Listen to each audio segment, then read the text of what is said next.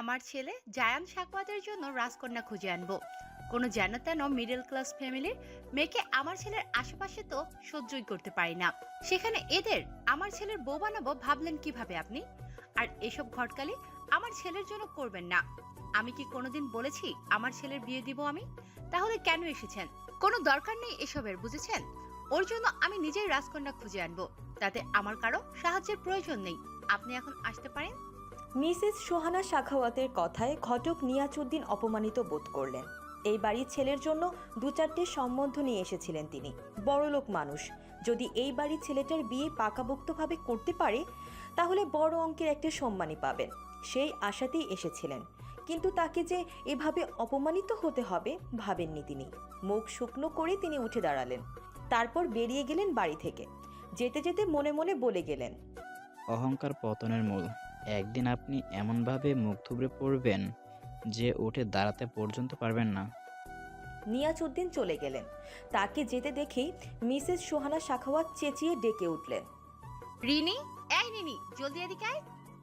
রিনি নামের মেয়ে মিসেস সোহানা সাখাওয়াতের হুঙ্কারে ছুটে চলে এলো, কারণ 1 মিনিট দেরি হলে যে তারই বিপদ।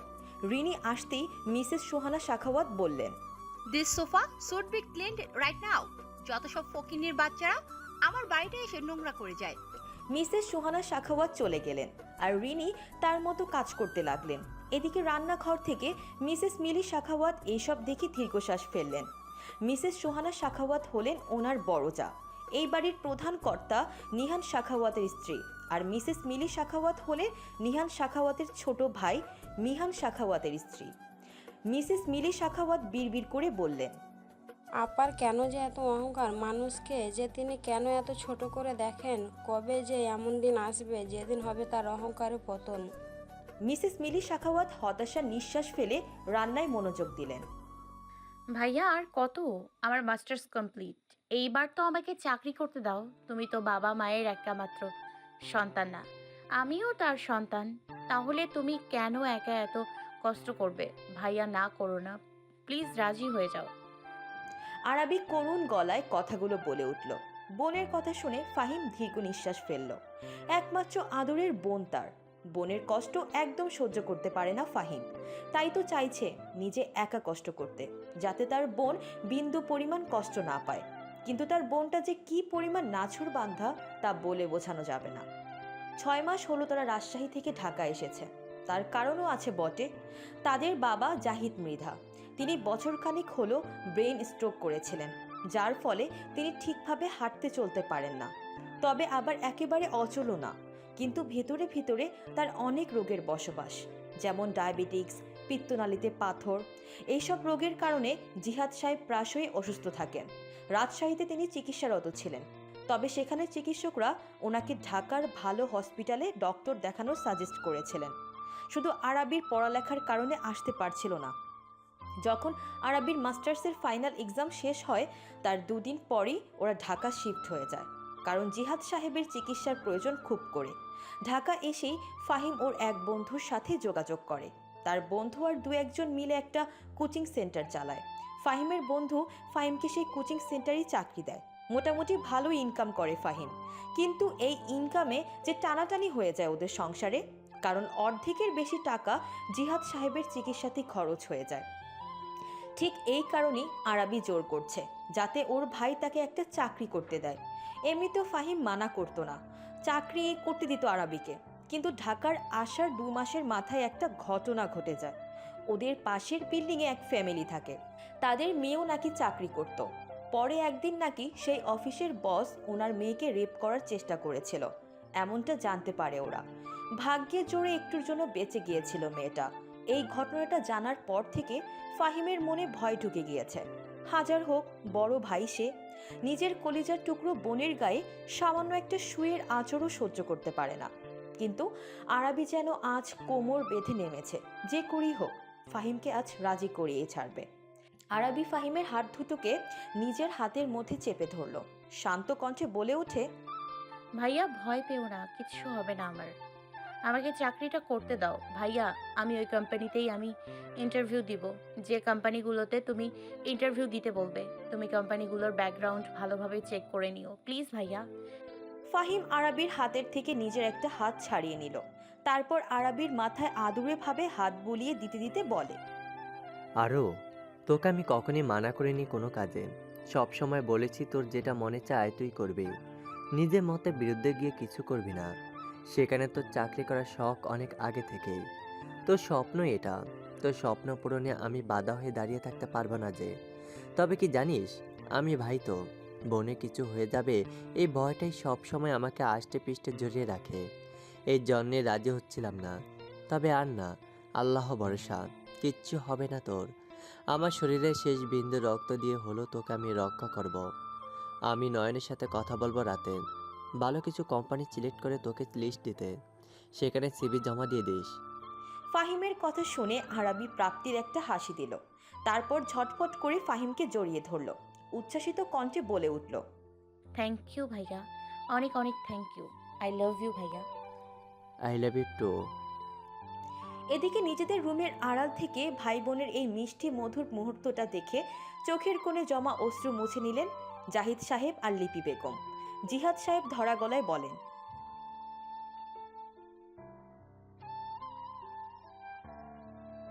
লিপি বেগম স্বামীর কাঁধে মাথা রাখলেন। অশ্রুসিক্ত চোখে সন্তানদের দিকে তাকিয়ে বলল। জিহাদ সাহেব মৃদু হেসে স্ত্রীকে একপাশ থেকে জড়িয়ে ধরে বলেন, জিহাদ মৃধা, তার স্ত্রী মিসেস লিপি মৃধা, তাদের এক ছেলে এক মেয়ে, ফাহিম আর আরাবি। এই চারজন নিয়েই তাদের সুখের সংসার। ছোট্ট এই সংসারে হয়তো অনেক বাধা বিপত্তিতে তারা পড়ে, কিন্তু তাদের মাঝে সুখের কোনো কমতি নেই। দিনকাল তারা বেশ আনন্দের সাথেই পার করেন। সুখী পরিবার। কফি হাতে বারান্দায় দাঁড়িয়ে আছে আরাবি। মনটা আজ ভীষণ ভালো তার। অবশেষে ফাহিম ওকে চাকরি করতে দেওয়ার জন্য রাজি হয়েছে। এইবারও যদি একটা চাকরি পায় তাহলে এই সংসারের অর্ধেক দায়িত্ব নিজের কাঁধে নেবে। ঠোঁটের কোণে মিষ্টি হাসি টেনে আকাশ পানে তাকালো আরাবি। আজ আকাশেরও বুঝি তার মতো মনটা অনেক ভালো। তাই তো কি সুন্দর দেখাচ্ছে আকাশটা। অসংখ্য তারা উঠেছে আকাশে, সাথে মস্ত বড় একটা চাঁদ। কি সুন্দর লাগছে দেখতে। মৃদু মন্দ বাতাস বইছে। সেই বাতাসের সাথে কি যেন একটা নাম না জানা ফুলের সুরভি ভেসে আসছে। আরাবি চোখ বন্ধ করে নিঃশ্বাস টেনে নিল। আহ, কি সুন্দর ঘ্রাণ। ফুল আরাবির বরাবরই অনেক প্রিয়। বেশি ভালো লাগে ওর শুভ্র রঙের ফুলগুলো। আর এইগুলোর মধ্যে সবচেয়ে বেশি প্রিয় তার কাঠগোলাপ। কাঠগোলাপ ফুলগুলো দেখতে কি সুন্দর স্নিগ্ধ লাগে। কেমন যেন এই ফুলটার সাথে আলাদা একটা টান অনুভব করে আরাবি। মনে হয় এই ফুলগুলো ওর অনেক কিছু, অনেক আপন, প্রিয় কিছু। রাজশাহী থাকতে ওদের বাড়িতে একটা বিশাল বড় কাঠগোলাপ ফুল গাছ ছিল। কি সুন্দর থোকায় থোকায় ফুল ফুটে থাকতো। আর আরাবি তা মুগ্ধ নয়নে দেখত। গোলগাল মুখশ্রী, সাদা শীতে ডাগর ডাগর আখি চোড়ায় যেন মেয়েটার রাজ্যের মায়া নিয়ে ঘোরে। নাকের ওই নাকফুলটা যেন জলজল করে, মেয়েটার সৌন্দর্য বাড়িয়ে দেয় দ্বিগুণ।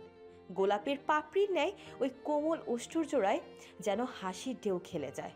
সাথে হাওয়ায় তালে তালে কালো কুচকুচে কেশ রাশিগুলো তুলে ওঠে। তখন যেন আস্ত একটা আদুরে রাজকন্যা লাগে মেয়েটাকে। কিন্তু এই সৌন্দর্য যদি কোনো পুরুষের মনের নজর দিয়ে দেখত তবে নিশ্চিত প্রেমে পড়ে হাবুডুবু খেত এক একজন। কিন্তু মানুষ তো সাদা চামড়ার পূজারী। শ্যামাঙ্গিনী আরাবির সৌন্দর্য তারা বুঝবে কি করে? মেয়েটা যেন নিজেই আস্ত একটা স্নিগ্ধ কাঠগোলাপ। আর এই স্নিগ্ধ কাঠগোলাপের স্নিগ্ধতা বুঝতে পারবে এমন কেউ কি আছে এই জগতে? কেউ কি আছে যে শ্যামাঙ্গিনী আরাবিকে ভালোবেসে নিজের মনের কুঠুরির মালিকানা দিয়ে দিবে? আছে কি? সকালবেলার নাস্তা করার জন্যে আরাবি, ফাহিম, জিহাদ সাহেব আর লিপি বেগম একসাথে বসেছেন। জিহাদ সাহেবের খাওয়া শেষ হতেই আরাবি তার মেডিসিনগুলো এগিয়ে দিয়ে বলে, মেডিসিনগুলো খেয়ে নাও আব্বু। আরাবি শাসুর করার মতো করে বলে, তুমি সবসময় এমন করো আব্বু, এত বাহানা করো কেন? চুপচাপ খেয়ে নাও, কোনো কথা শুনবো না আমি। জিহাদ সাহেব মুখ লটকিয়ে মেডিসিনগুলো খেয়ে নিলেন। তবে তা শুধু অভিনয়, তিনি প্রতিদিনই এমন করেন। আর আরাবি তাকে একটু শাসন করে, যেটা তার ভীষণ ভালো লাগে। মনে হয় এই তো তার মা তাকে দুষ্টুমি করার জন্য বকা দিচ্ছে। ফাহিমের খাওয়া শেষ, এখন সে বেরোবে। আজ কোচিংয়ের টেস্ট নিবে কিছু শিক্ষার্থীদের, তাই এত তাড়াহুড়ো করছে।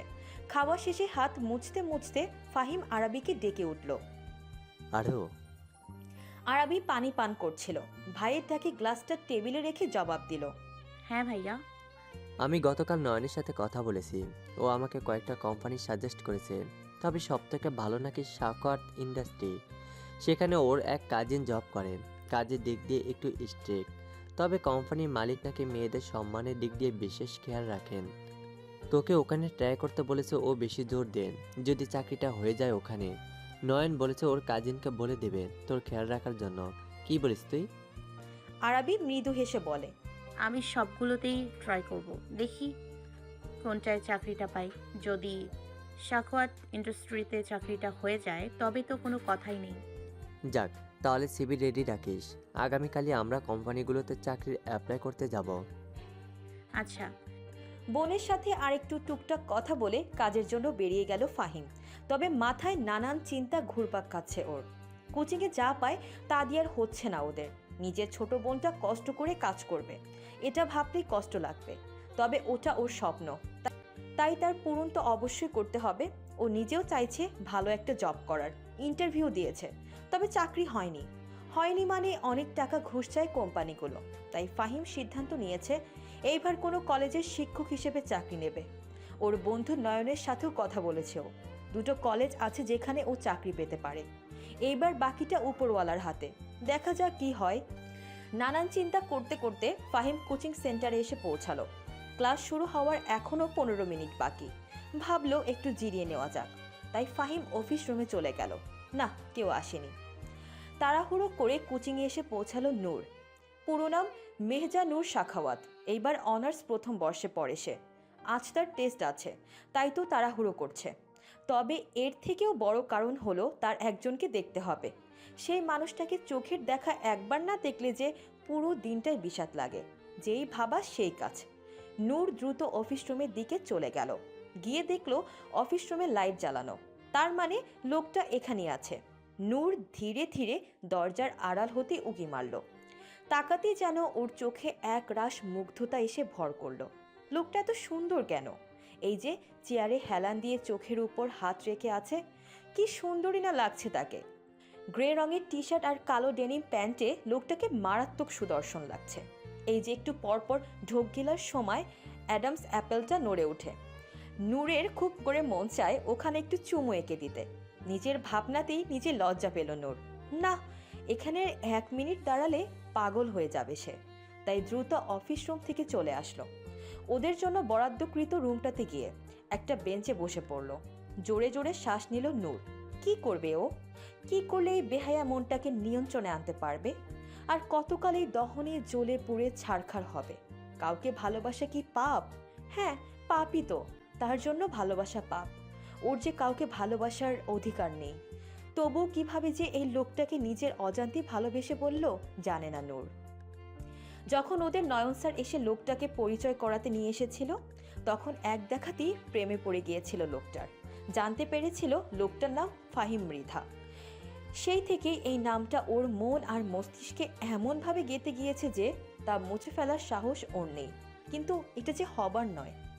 সে যে চাইলেও ফাহিমকে পাবে না। তার যে হাত পা একদম বাঁধা। কথাগুলো যতবার ভাবে নূরের কান্না পায়, ভীষণ রকম কান্না পায়। রুমে থাকলে একা একা কাঁদেও অনেক। এই যে এখনো চোখ ভরে আসতে চাইছে নূরের, তারপরও নিজেকে সামনে নিল। কিন্তু হায়, যেভাবে চোখের অশ্রুগুলোকে সামলালো, সেভাবে যদি এই মনটাকে আর অনুভূতিগুলোকে সামলাতে পারত। ক্লাসে সব স্টুডেন্টরা এসে পড়েছে। নূর ঠিকঠাক হয়ে বসলো। একটু পরই ফাহিম আসলো। হাতে তার প্রশ্ন, টেস্ট নিবে যে। নূর আর চোখে এক পলক তাকিয়ে দৃষ্টি সরিয়ে নিল।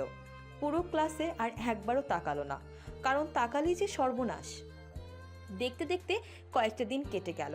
মোট 4টা কোম্পানি সিলেক্ট করেছিল ফাহিম, যেখানে 3টাতে ইন্টারভিউ দিয়েছে আরাবি। আর আজ শেষ একটাতে ইন্টারভিউ দিতে যাচ্ছে আরাবি। এমনিতেও গত ইন্টারভিউগুলোতে ফাহিম নিয়ে গিয়েছিল ওকে, কিন্তু আজ আর আসতে পারেনি। ফাহিমেরও নাকি কি জানে জরুরি কাজ পড়ে গিয়েছে, তাই আরাবিকে আজ একাই বের হতে হলো। কিন্তু এই যে রাস্তার জ্যামে যে ছাড়ার নামই নিচ্ছে না। ফাহিমের কথা মতো 1.5 ঘন্টা আগে বের হয়েছে আরাবি, কিন্তু এখন মনে হচ্ছে আরও আগে বের হতে হতো। সেই জ্যাম লেগেছে। আরাবি বিরক্ত হয়ে রিক্সা থেকে নেমে দাঁড়ালো। হেঁটে গেলেও আগানো যাবে, কিন্তু এভাবে এক জায়গায় বসে থাকলে কিছুই হবে না। ওইদিকে ওর দেরি হয়ে যাচ্ছে। আরাবি রিক্সা থেকে নেমে রিক্সাওয়ালাকে ভাড়া মিটিয়ে দিল। তারপর হাঁটা ধরল নিজের গন্তব্যের দিকে। গুগল ম্যাপে আরেকবার লোকেশনটা চেক করে নিল। না, ঠিক পথেই যাচ্ছে। অনেকক্ষণ হাঁটার পর জ্যাম ছাড়িয়ে সামনে এগিয়ে গেল আরাবি। যাক, অবশেষে নিস্তার পেল এই জ্যাম থেকে। এখন আবার একটা রিক্সা বা সিএনজি ভাড়া করা লাগবে। কিন্তু না, একটা রিক্সা বা সিএনজি তো খালি নেই। না পেয়ে আবারও হাঁটতে লাগলো সে। শিরোনাম: পাগল তোর জন্য, শিল্পী ন্যান্সি বেলাল খান।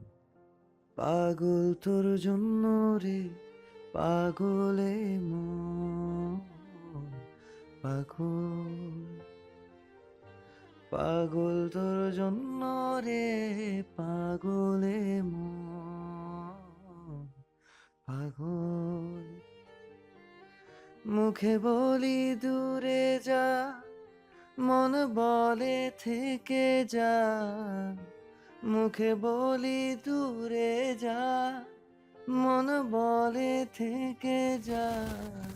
দূরে গেলে মন বোঝে তুই কতই আপন। পাগল তোর জন্য রে, পাগলে মন, পাগল। পাগল তোর জন্য রে, পাগলে মন, পাগল। Damn it, I have to go to office urgently. আর এই গাড়িটাকে এখনই নষ্ট হতে হতো। বিরক্ত হয়ে বলল জায়ান। পুরো নাম সাফওয়ান জায়ান শাখাওয়াত। শাখাওয়াত ইন্ডাস্ট্রির মালিক নিহান শাখাওয়াতের ছেলে। এদিকে জায়ানের কথা শুনে ও ড্রাইভার দ্রুত গাড়ি থেকে বের হতে হতে বলল, জায়ান বাবা, তুমি চিন্তা করো না, বেশি কিছু হয় নাই, আমি এখনই ঠিক করে নিচ্ছি, একটু অপেক্ষা করো। ঠিক আছে, জলদি করুন চাচা। ড্রাইভার চাচা বেরিয়ে যেতেই জায়ান ফোন বের করে ওর বাবাকে বিষয়টা জানিয়ে দিল যে আসতে একটু দেরিও হতে পারে, তারা যেন ওর অপেক্ষা না করে। তারপর কিছুক্ষণ চোখ বন্ধ করে শুয়ে রইল। কিন্তু না, এভাবে আর টেকা যাচ্ছে না। এসির বাতাসেও কেমন যেন হাঁসফাঁস লাগছে জায়ানের, তাই গাড়ি থেকে বেরিয়ে গেল। আজ বেশি একটা রোদের তাপ নেই, হালকা মেঘলা মেঘলা ঠান্ডা ঠান্ডা পরিবেশ, হয়তো বৃষ্টি হতে পারে। রাস্তার অপর প্রান্ত একটা শিশু পার্ক দেখতে পেল। অসংখ্য বাচ্চারা খেলাধুলা করছে ওখানে, করবেই তো, আজ যে শনিবার, তাদের স্কুল বন্ধ। জায়ান ভাবলো গাড়িটা ঠিক না হওয়া পর্যন্ত এই পার্কটাতে গিয়ে একটা গাছের ছায়ার নিচে বসে থাকা যাক। যেই ভাবা সেই কাজ।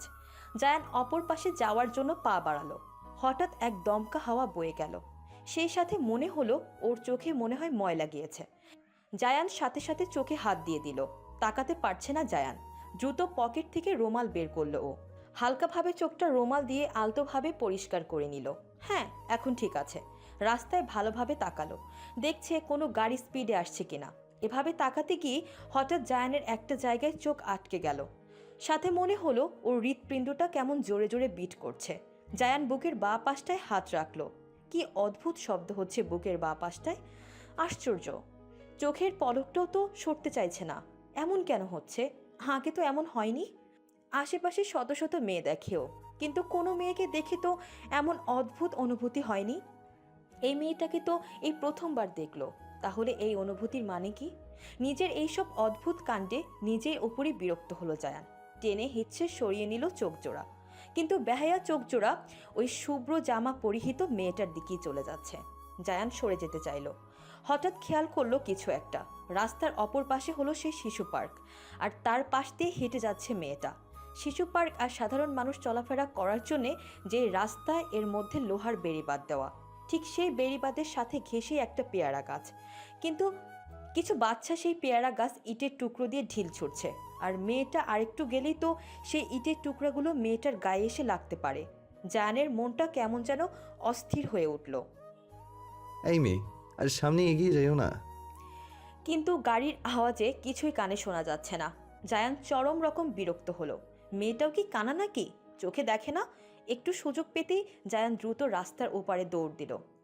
তারপর কোনো কিছু না ভেবেই হ্যাচকা টানে মেয়েটাকে সরিয়ে দিল, যার ফলে ওই ছুঁড়ে মারা ইটের টুকরাগুলোর একটা এসে লাগলো জায়ানের কপালে ঠিক বাঁ পাশে। সাথে সাথে ব্যথায় নাক মুখ কুঁচকে নিল জায়ান, আর ব্যথাযুক্ত স্থানটা হাত দিয়ে চেপে ধরল। ফাহিম ফোন দিয়েছিল আরাবিকে বোনের ভালো মন্দ জিজ্ঞাসা করার জন্য, কিন্তু ফোনে কি যেন একটা সমস্যা হলো। ফোনটা বন্ধ হয়ে গেল। এরপর কিছুতেই আর চালু হচ্ছে না। বারবার চেষ্টা করছে আরাবি, আর সাথে রাস্তায় এগিয়েও যাচ্ছে, না হলে যে দেরি হয়ে যাবে। এদিকে একটা রিক্সা বা সিএনজিও পাচ্ছে না। কি এক মুসিবতে এসে পড়ল সে এদিকে মোবাইল দিয়ে দুশ্চিন্তায় মগ্ন। হঠাৎ মনে হলো কে যেন সজোরে তার হাত ধরে টান দিল। ভয় পেয়ে আরাবি মৃদু চিৎকার করে চোখ বন্ধ করে নিল। পরপর ব্যাপারটা কি হলো বোঝার জন্য চোখ খুলতে অবাকে শেষ পর্যায়ে চলে গেল আরাবি। একটা লোক তার পাশে দাঁড়ানো, আর লোকটা হাত দিয়ে তার কপাল ধরে রেখেছে। সেই হাতের তলার নিচ দিয়ে লাল রঙের তরল মানে রক্ত গড়িয়ে পড়ছে, আর লোকটার চোখ মুখে স্পষ্ট বেদনার ছাপ। তবে কি লোকটা ওকে বাঁচাতে গিয়ে নিজে আঘাত পেল? কেন করলো লোকটা এমন? কেন ওকে রক্ষা করলো? কি করবে ভেবে পাচ্ছে না আরাবি। ওর কারণে একজন মানুষ এভাবে আঘাত পেয়েছে। চিন্তা করলেই কেমন যেন বিষাতে বুক ভার হয়ে আসে। রক্ত পড়ছে এখনও কপাল থেকে। আরাবি যে লোকটার হাতটা সরিয়ে একটু দেখবে কি অবস্থা হয়েছে, তাও দেখার কোনো উপায় নেই। কোথায় এই দৈত্যের মতো লোকটা, আর কোথায় আরাবি একটা আদরে বিড়াল ছানা? অমন জিরাফের মতো লম্বা লোকটার মাথাটা কি আরাবি হাতের নাগালে পাবে? আরাবির শুকনো ঢোক গিলল। মেয়েলি রিনরিনে কণ্ঠে বলে ওঠে, এই যে শুনছেন, ওভাবে কাটা জায়গাটা চেপে ধরে রাখবেন না, একটু এদিকে আসুন, রক্ত বন্ধ করতে হবে আগে। মিষ্টি কণ্ঠস্বরটা কানে এসে লাগতেই জায়ান তাকালো আরাবির দিকে। স্থির হয়ে গেল চাহনি। যেন একটুর জন্য মেয়েটার উপর থেকে নজর সরালে জায়ানের বড্ড ক্ষতি হয়ে যাবে। এদিকে আরাবি এদিক সেদিক তাকালো, তারপর দেখতে পেল ওই শিশু পার্কের ভিতরে একটা কাঠগোলাপ গাছের পাশেই বসার জন্য বেঞ্চ আছে। আরাবি নরম কণ্ঠে বলে উঠল, এই যে একটু কষ্ট করে আমার সাথে ওইখানটায় চলুন। আরাবি হাত দিয়ে নির্দিষ্ট জায়গাটা দেখালো, তারপর পা বাড়ালো সেদিকে যাওয়ার জন্য। জায়ানও কেমন যেন মন্ত্রমুগ্ধের মতো আরাবির পিছু পিছু যাচ্ছে। কাঠগোলাপ গাছের সামনে আসতেই আরাবি বলল, ব্রেঞ্চিতে বসে পড়ুন, আমি আপনার ক্ষত স্থানটা পরিষ্কার করে ব্যান্ডেজ করে দিচ্ছি, না হলে ইনফেকশন হয়ে যাবে। জায়ান বিনা বাক্যে সেখানে বসে পড়ল। পরপর নিজের পুরুষালী গম্ভীর কণ্ঠে বলল, আপনিও বসুন। কণ্ঠস্বরের আওয়াজে আরাবির খানিক কেঁপে উঠল। এত গভীর আর গাম্ভীর্যতার সাথে কাউকে কখনো কথা বলতে শোনেনি আরাবি। তারপরেও নিজেকে সামনে নিয়ে বলে, আমি এখানে বসলে আপনার ব্যান্ডেজটা করতে পারবো না। কেন? নিজেকে দেখুন আপনি কত লম্বা, আমি বসলে ব্যান্ডেজ করব কিভাবে? আরাবির যুক্তিসঙ্গত কথায় দমে গেল জায়ান। পরপর ওর ভ্রুজোড়া কুঁচকে আসে। ও কি বেশি লম্বা হয়ে গিয়েছে? না, তবে তা হতে যাবে কেন? সে ঠিকই আছে, এই মেয়েটাই বেশি খাটো। ভ্রু কুঁচকে বসে রইল জায়ান। এদিকে আরাবি নিজের ব্যাগ থেকে ছোট একটা ফার্স্ট এইড বক্সটা বের করলো। এটা ওর ব্যাগে সবসময় থাকে। কখন না কখন বিপদ হয়ে যায় বলা কি যায়, তখন দরকারে লেগে যাবে। এইভাবেই এটা যেখানেই যায় নিজের সাথে নিয়ে যায়। এই যেমন আজ কাজে লেগে গেল। এটা এখন না থাকলে কি করতো আরাবি? আশেপাশেও কিছু চেনে না যে কিছু একটা ব্যবস্থা করবে। আরাবি প্রথমে ওর রুমালটা পানি দিয়ে ভিজিয়ে নিল, তারপর আলতোভাবে জায়ানের ক্ষতস্থানটা পরিষ্কার করতে লাগলো। খুব সাবধানে করছে যাতে জায়ান বিন্দুমাত্র ব্যথা না পায়। ক্ষতস্থানটা রক্তগুলো পরিষ্কার করা হয়ে গেলে এইবার আরাবি অ্যান্টিসেপটিক সলিউশন বের করলো। তুলোর মাঝে হালকা একটু লাগিয়ে নিল। তারপর জায়ানকে উদ্দেশ্য করে বলে ওঠে, শুনুন, এটা লাগালে একটু জ্বলবে, একটু ব্যথাটা সহ্য করে নিয়েন। হ্যাঁ। জায়ান ফের বুড়ো কুচকালো। আশ্চর্য, এই মেয়ে কি তাকে 5 বছরের বাচ্চা ভাবছে নাকি যে অ্যান্টিসেপটিক সলিউশন লাগালেই জ্বলবে আর সে কাঁদবে? এদিকে জায়ানের ভ্রু কুচকানো দেখে থতমত খেয়ে গেল আরাবি। লোকটা এভাবে তাকাচ্ছে কেন? তবে কি লোকটা ওর ওপর রাগ করেছে? ওর কারণেই তো লোকটার এই অবস্থা। মনটা খারাপ হয়ে গেল আরাবির। বিষণ্ণ মনে খুব সাবধানে জায়ানের ক্ষতস্থানটা পরিষ্কার করতে লাগলো। আবার জলে কিনা এটা ভেবে মাঝে মাঝে ফু দিয়ে যাচ্ছে। এমন সময় দমকা হাওয়া বয়ে গেল। কাঠগোলাপ গাছটা থেকে ঝরে পড়ল বেশ কয়েকটা কাঠগোলাপ। বাতাসের কারণে আরাবির মাথার ওড়না দিয়ে ঘোমটা দেওয়া ছিল, তা মাথা থেকে ওড়নাটা পড়ে গেল। আরাবির ছোট চুলগুলো ছোটোছুটি করতে লাগলো, আর ঝরে পড়া কাঠগোলাপ ফুলগুলোর মাঝে একটা ফুল এসে পড়ল আরাবির চুলের ভাঁজে। আরাবি সেদিকে খেয়ালই নেই, সে তো ব্যস্ত জায়ানের সেবা করতে। এদিকে এমন মনোরম একটা দৃশ্য দেখতে পেয়ে জায়ান যেন স্থির হয়ে গিয়েছে। থমকে গিয়েছে ওর দৃষ্টি। মেয়েটাকে অদ্ভুত সুন্দর লাগছে, যেন ফুলের মাঝে আরেকটা ফুল। কি কি আশ্চর্য, এমন অদ্ভুত সব চিন্তাভাবনা কেন আসছে ওর মাথায়? অদ্ভুত অনুভূতি তো কোনোদিন হয়নি। তবে জায়ানের কাছে এই অনুভূতিটা চমৎকার লাগছে, ভালো লাগছে। এদিকে আরাবি খুব সুন্দরভাবে জায়ানের ক্ষতস্থানটা ব্যান্ডেজ করে দিল। তারপর বলে উঠল, নিন, ব্যান্ডেজ করা শেষ। অতটা গভীর হয়নি ক্ষতটা, তবু আমি সাজেস্ট করব একবার ডক্টর দেখিয়ে নেবেন। আমি শুধু প্রাথমিকভাবে একটু চিকিৎসা দিয়েছি। আরাবির কথায় ধ্যান ভগ্ন হয় জায়ানের। তাকায় আরাবির দিকে, ভরকে যায় আরাবি। এই লোকটার চোখের মাঝে কি যেন আছে। যতবার আরাবি লোকটার চোখের দিকে তাকাতে চেষ্টা করে, কিন্তু একবারও সক্ষম হয় না মেয়েটা। অদ্ভুতভাবে দেহে কাঁপন ধরে যায় ওই চোখের চাহনিতে। আরাবি দ্রুত দৃষ্টি সরিয়ে নিল, নিজেকে সামলে নিয়ে ফের বলে, আপনাকে অনেক অনেক ধন্যবাদ আমাকে এত বড় একটা দুর্ঘটনা থেকে বাঁচানোর জন্য। আমি আপনার এই অবদান কোনো দিন ভুলব না। Thank you very much. আরাবির কথায় জায়ান উঠে দাঁড়ালো, গম্ভীর চোখে বলে উঠল, ইটস ওকে, তবে আগে থেকে খেয়াল রাখবেন। চোখটা আল্লাহ আশপাশ দেখার জন্য দিয়েছে, সেটা সঠিক জায়গায় কাজে লাগান। এই বলে জায়ান সামনের দিকে পা বাড়ালো। ড্রাইভার চাচা কল দিচ্ছে, ওর গাড়ি ঠিক হয়ে গিয়েছে। জায়ান আর একবারও তাকালো না, সোজা নিজের গাড়িতে গিয়ে বসলো। এদিকে ড্রাইভার চাচা জায়ানের মাথায় ব্যান্ডেজ দেখে নানান প্রশ্ন করলো। জায়ান কোনো রকম তাকে শান্ত করলো বিষয়টা বুঝিয়ে। এরপর অফিসের উদ্দেশ্যে রওনা হলো। অফিসে আসতেই সবাই জায়ানকে গুড মর্নিং উইশ করলো। আর বেশি কিছু জিজ্ঞাসা করার সাহস পেল না তারা, কারণ জায়ান বেশি কথা বলা পছন্দ করে না। অফিসে এসেই জায়ান সবার আগে নিজের বাবার কেবিনে গেল। নিহান সাহেব তো ছেলের মাথায় ব্যান্ডেজ দেখেই অস্থির হয়ে উঠলেন। জায়ান, এটা কি করে হলো? আবার কি কোথাও মারামারি করেছো তুমি? জায়ান বিরক্ত হলো তার বাবার কথায়, বলল, do you think I am still a kid? What's the point of asking this question বাবা? তাহলে মাথায় আঘাত পেলে কিভাবে? গাড়ি নষ্ট হয়ে গিয়েছিল, যেখানে নষ্ট হয়ে গিয়েছিল ওখানে পার্ক ছিল, আর সেখানে বাচ্চারা একটা পেয়ারা গাছে ঢিল ছুঁড়ছিল, যা ভুলবশত আমার মাথায় এসে লেগে যায়। দ্যাটস ইট, অল্প একটু কেটেছে, ডোন্ট বি স্যাড। কিন্তু বাবার মন এত সহজে কি মানে? মনে মনে ঠিকই চিন্তা করছেন তিনি। চিন্তিত সুরে তিনি বলেন, আমি যেমন তেমন, তোমার মা এই আঘাত দেখলে পাগল হয়ে যাবে। জায়ান টেবিল থেকে একটা ফাইল নিয়ে চেক করছিল। নিহান সাহেবের কথা শুনে উত্তর দেয়, I can handle her, don't worry. একটু থেমে আবার বলে, ইন্টারভিউ কে নিচ্ছে? ইফতি নিচ্ছে, সাথে ম্যানেজার সুলাইমান আছে। তুমি গিয়ে একবার চেক করো গিয়ে। আফটার অল, এমপ্লয়িটা তোমার জন্য সিলেক্ট করা হবে তোমার পিএ হিসেবে। জায়ান চোখ উল্টিয়ে ফেলল, কণ্ঠে তার স্পষ্ট বিরক্তি। এটা কি কোনো দরকার আছে? আগেও একবার এমন করেছো। Damn that girl. এখনো মনে পড়লে রাগে আমার মাথাটা গরম হয়ে যায়। এইবার কোনো মেয়েকে আমার পিয়ে বানাবে না বাবা। নিহান সাহেব দীর্ঘশ্বাস ফেলে বললেন, আব্বু, যদি কেউ নিজের যোগ্যতায় চাকরিটা পায়, তাকে কিভাবে মানা করা যায় বলো? আগের বারও তুমি একই কথা বলেছো, তার নমুনা নিশ্চয়ই দেখেছিলে। হ্যাঁ মানছি, ওই মেয়েটা খারাপ ছিল, তাই বলে একজনকে দিয়ে কি তুমি সবাইকে জাজ করতে পারো না? তোমার মা, ছোট আম্মু, নূর, ওরা কি ওই মেয়েটার মতো বলো? জায়ান এই বিষয়ে আর কথা বাড়াতে চায় না, তাই কেবিন থেকে বের হতে হতে বলল, I don't want talk about this anymore. I am going to my cabin. আজ বাড়ি চলে যাও, অফিস করার দরকার নেই। নিহান সাহেব চিন্তিত হয়ে কথাটা বললেন, কিন্তু কে শোনে কার কথা? জায়ান নিজ মতো চলে গেল।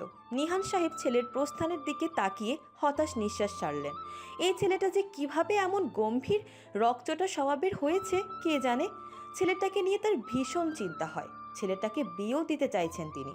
শুনেছে বিয়ে করলে নাকি ছেলেরা ভালো হয়ে যায়, কিন্তু ছেলে তার 32 বছরে পা দিয়ে ফেলেছে। কিন্তু বিয়ের কথা শুনলেই রেগে আগুনের গোলা হয়ে যায়। কি যে করবে সেই ছেলেটাকে নিয়ে। আমাকে ভেতরে যেতে তো দেবেন? এভাবে গেটের কাছ থেকে তাড়িয়ে দেওয়ার মানে কি? আরাবির কণ্ঠে স্পষ্ট কান্নার আভাস। এই কোম্পানিটাতেই জয়েন হওয়ার অনেক ইচ্ছা আরাবির। ফাহিমও খুব করে চায় এই কোম্পানিতে যেন আরাবির চাকরিটা পায়, কিন্তু এভাবে যে দাঁড়গোড়ায় এসে ওকে ফিরে যেতে হবে এটা কোনোভাবেই মানতে পারছে না আরাবি। এদিকে আরাবির এত আকুতি মিনতি শুনেও দারোয়ান একটুও গলল না, বরং নিজ কথায় অটল থেকে গেল।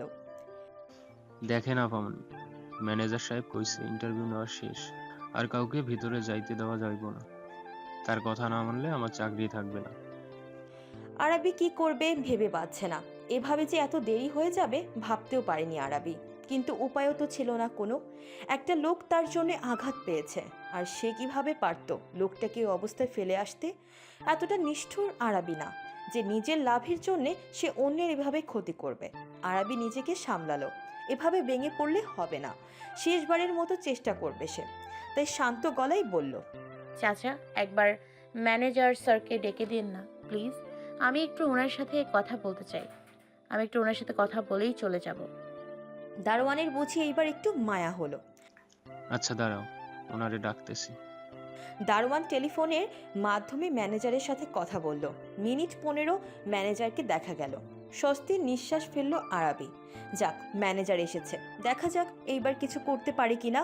ম্যানেজার এসেই বললেন, কি সমস্যা? এভাবে আমাকে নিচে ডাকলেন কেন? দারোয়ান আরাবিকে দেখিয়ে বলে, এই আপামনি আপনার সাথে দেখা না কইরা এখান থেকে যাইব না, জেদ ধরছে। তাই তো উপায় না পাইয়া আপনারে ডাকলাম। ম্যানেজার বোধ হয় ভেজায় বিরক্ত হলেন এমন কথা শুনে। তারপরও ভদ্রতার সহিত কথা বলতে লাগলেন, কারণ সে যদি কোনো মেয়ের সাথে খারাপ ব্যবহার করেছে এই কথা তার স্যারের কানে যায়, তবে তার চাকরিটা আর থাকবে না। তিনি বলেন, জি বলেন, কি দরকার আমাকে দিয়ে? আরাবি জিব্বা দিয়ে ঠোঁটজোড়া ভিজিয়ে নিল, তারপর বিস্তারিতভাবে বিষয়টা খুলে বলল ম্যানেজারকে। সব শুনে ম্যানেজার বলেন, বুঝলাম বিষয়টা, তবে এখন আমার হাতে আর করার কিছু নেই। আপনি টাইম মতো পৌঁছাতে পারেননি, এটা আপনার প্রবলেম। এখানে আমার কি করব বলুন? তাছাড়া ইন্টারভিউ নেওয়াও শেষ। স্যার এতক্ষণে নির্ধারণও করে ফেলেছেন মনে হয়, কালকে লিস্ট করবেন। আপনি আসতে পারেন এখন। ম্যানেজার আর 1 মিনিটও দাঁড়ালো না, হন করে চলে গেল। এদিকে আরাবি আর সুযোগও পেল না কিছু বলার। মনটা বিষণ্ণতায় ছেয়ে গেল আরাবির। আজকের মতো এত মন খারাপ তার কোনোদিনও হয়নি। কি জবাব দিবে ফাহিমকে? প্রথমবার ফাহিমকে ছাড়া কোনো কাজে বেরিয়েছে আরাবি, আর সেটাও ঠিকঠাক করতে পারলো না। তাহলে চাকরিটা করবে কিভাবে? ওর মন খারাপটা মনে হয় আকাশটা অনুভব করলো, তাই তো ঝড়ো হাওয়া বইতে শুরু করলো। এরপরই ঝুমঝুমিয়ে নামলো অঝোর ধারায় বৃষ্টি, ভিজিয়ে দিল আরাবিকে। আকাশের দিকে তাকালো আরাবি, কিন্তু বৃষ্টির প্রকোপের কারণে ঠিকঠাক তাকাতেও পারছে না। আরাবির মলিন হাসলো, মনে মনে আওড়ালো, আকাশরাজ রাগ করেছে, কাছে অঝোর ধারায়। মনটা আমার উদাস, তাই কেমনে বলো সারাই। এমন ক্ষণে গৃহ করে থাকতে চায় না মন। মেঘলা আকাশ বলতো দেখি, আমিও যদি কাঁদতে থাকি, লাগবে তোমার কেমন? আর কিছু ভাবলো না আরাবি। এখন বাসায় ফিরতে হবে। রিক্সা বা সিএনজির জন্য দাঁড়িয়ে রইল, কিন্তু আজ যেন রিক্সা আর সিএনজিওয়ালার সাথে শত্রুতাম করেছে। কিছুতেই আরাবির একটা রিক্সা আর সিএনজি পাচ্ছে না। হেঁটে হেঁটে ম্যানেজারের সাথে কথা বলছে জায়ান। ওর অনুপস্থিতিতে কি হয়েছে তা জেনে নিচ্ছে। ওর উদ্দেশ্য ইফতির কাছে যাবে, কারণ ইন্টারভিউটা ওই নিয়েছে। জায়ানদের অফিসের বিল্ডিংয়ের সামনে দেওয়ালটা পুরো কাচের, অনায়াসে বাইরে সব দেখা যায়। এভাবেই জায়ান হাঁটতে হাঁটতে বাইরের দিকে তাকিয়ে চোখ সরিয়ে নেয়, কিন্তু কিছু একটা দেখতে পেয়ে আবারও থেমে যায় জায়ান। পূর্ণ দৃষ্টিতে সেদিকে তাকায় জায়ান। না, ভুল দেখছে না, এটা সকালের সেই মেয়েটাই। কিন্তু এই মেয়ে এখানে কি করছে, আর এমন বৃষ্টির মাঝে দাঁড়িয়ে আছে কেন? পাগল নাকি? যদি ঠান্ডা লেগে যায়, যদি জ্বর আসে, তখন কি হবে? জায়ান ম্যানেজারকে ডেকে উঠল। সুলাইমান সাহেব। ম্যানেজার সুলাইমান দ্রুত জবাব দিলেন, জি স্যার। জায়ান হাতের ইশারায় আরাবিকে দেখালো, তারপর বলল, ওই মেয়েটা আমার অফিসের সামনে কি করছে, খবর নিয়ে আসুন তো। ম্যানেজার সুলাইমান মেয়েটাকে দেখে নিল, আরাবিকে চিনতে পেরেই বলে, আরে স্যার, মেয়েটা আমাদের অফিসে এসেছিল ইন্টারভিউ দেওয়ার। ক্যান্ডিডেট মাঝেই এই মেয়ের নাম ছিল, কিন্তু ঠিক টাইমে আসতে পারেনি। সব শেষ তখন এসেছে, তাই আমি মানা করে দিয়েছি। সব শুনে কেন যেন জায়ানের প্রচুর রাগ লাগলো। রাগী চোখে তাকালো ম্যানেজার সুলাইমানের দিকে, এমনভাবে তাকালো যেন অনেক বড় একটা অপরাধ করে ফেলেছে সে। সুলাইমান শুকনো ঠোক গিলল, কাপা গলায় বলতে চাইল, স্যার, আমি মিসবিহেভ করিনি তো, ভালোভাবেই বলেন। আর বলতে পারল না। তার আগেই জায়ান তাকে থামিয়ে দিল। Don't say a word, just shut your mouth. তারপর আবার বাইরে আরাবির দিকে তাকালো, দেখলো আরাবি একটা সিএনজি দাঁড় করিয়েছে। এরপর সে সিএনজিটা উঠে বসতে তার চোখের পলকে চলে গেল। জায়ান একটু দৃশ্য দেখে দাঁতে দাঁত চিপে বলল, manager Sulaiman, I want complete details of that girl.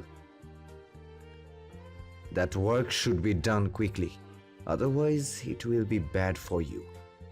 কথাগুলো বলেই রেগে গটগট পায়ে চলে গেল জায়ান, আর ভয়ে সিটিয়ে দাঁড়িয়ে রইল ম্যানেজার সুলাইমান। মুষলধারে বৃষ্টি হচ্ছে, ভিজিয়ে দিচ্ছে প্রকৃতি। ঝড়ো হাওয়ায় প্রকোপে গাছপালাগুলো নড়ে চড়ে উঠছে ভয়ঙ্করভাবে। এক কাপ কফি হাতে বারান্দায় দাঁড়িয়ে আছে আরাবি। সে ঝড় বৃষ্টির এই তাণ্ডবলীলা দেখতে ব্যস্ত। হাতের কফি তার সে কখন ঠান্ডা হয়ে গিয়েছে। বৃষ্টির পানি ছিটিয়ে ছিটিয়ে ভিজিয়ে দিয়েছে আরাবিকে অনেকখানি। তবে সেদিকে বেশি ভ্রুক্ষেপ নেই মেয়েটার, কারণ মন খারাপের মেয়েকে সে জমেছে আরাবির মনে। কোনো কিছুই যে ওর ভালো লাগছে না। কত আশা নিয়ে বেরিয়েছিল বাড়ি থেকে আজ, কিন্তু হলো কি, ওকে ফিরতে হলো খালি হাতে। ইন্টারভিউ তো দূরের কথা, অফিসে ঢুকতেই দিল না। এখন ফাহিম আসলে কি জবাব দিবে ও? আর বাকি কোম্পানিগুলোতে যদি চাকরি না পায় তাহলে কি হবে? তবে কি সংসারের জন্য কি কিছুই করতে পারবে না আরাবি? ফাহিমকে কি একাই এই সংসারের জন্য সব করতে হবে?